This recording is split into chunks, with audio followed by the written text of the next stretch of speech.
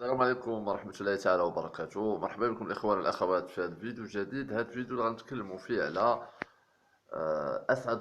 أسعد الشرعي. سولوه كيفاش كانت النظرة ديالك على الصحراء المغربية، وكيفاش كنت كتشوف الصحراء المغربية قبل ما تجي الصحراء المغربية، وقبل ما تجي العيون، وقبل ما تمشي تدور في المغرب.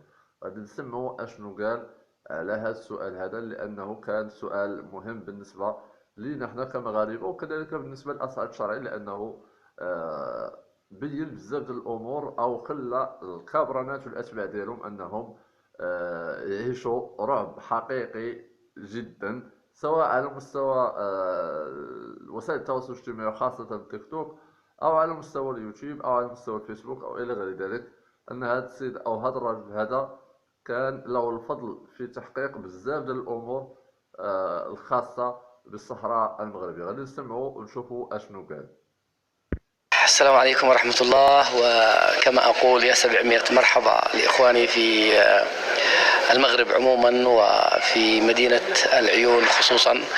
هكذا ضللنا، يعني أنا واحد أعترف أنني كنت ضحية تضليل في المغرب بشكل عام. يعني بشكل عام أن المغرب كان بلد عادي وليس فيه أي شيء يلفت النظر، والعيون تحديدا لأنه كانوا يصور لنا أنه صحراوية هكذا، المخيلة الصحراء، يعني ذهنية واحد يتخيل صحراء أنها صحراء قاحلة، بؤس، حرمان، طوابير، ومجموعة أكواخ هنا على اليمين وعلى الشمال، ومدينة بدائية. هكذا كنت أتخيل. أكثر شيء أنه أجد شارع كذا عمومي أو شيء من هذا القبيل، وأن هناك مظاهرات وأن هناك دبابات، حتى أنه تم تحذيري، يعني إياك أن تذهب.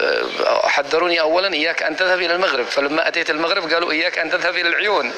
العيون هناك ومندسين وقد يؤذون يا رجل. فجئت وجدت الواقع غير المواقع حقيقة. يعني العيون في المواقع شيء، لكن عندما تقع العيون على العيون وتراها في الواقع يختلف الواقع تماما. مدينة في منتهى الروعة، نموذجية، وكل سنة أنا أول مرة آتيها قيل لي أنك عندما تأتيها السنة القادمة ستجد فارق.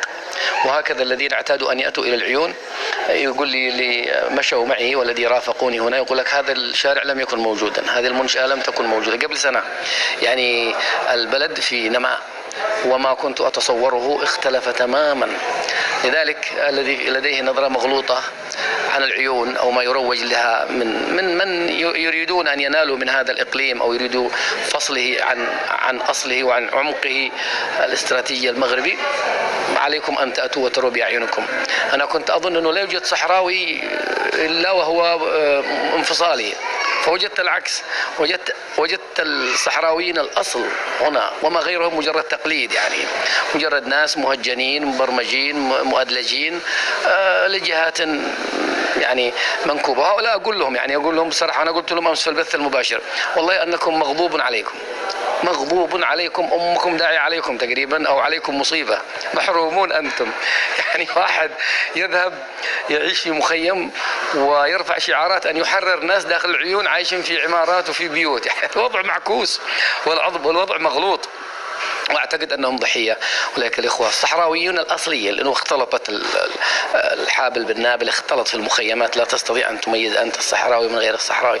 لكن الصحراوي الذي يتبنى مساله الانفصال وكذا، انت مغيب تماما. يعني اي واحد ياتي من الخارج، انا كيمني ومهتم بهذا الملف، استغرب انا، هل هناك صحراوي عاقل يعني تريد أن تبقى في المخيمات في العار والغبار وتترك مدينة مثل العيون؟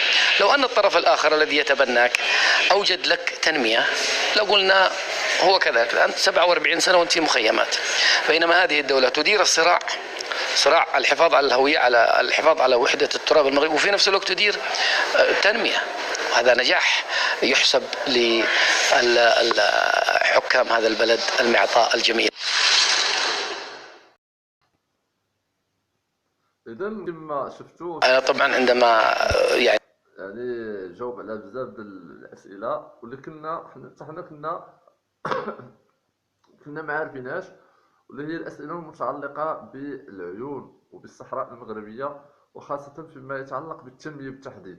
التنميه بالتحديد في العيون يعني تطورات بواحد الشكل كبير وكبير بزاف، على عكس بعض المدن اللي كاينه في الجزائر اللي هي بتروليه وغازيه الى غير ذلك، كنلقاو بان البنيه التحتيه ديالها فيها مهترئه ويعني وكارثيه جدا، وحتى ان الطوبيسات يعني في حال لا يرثى لها.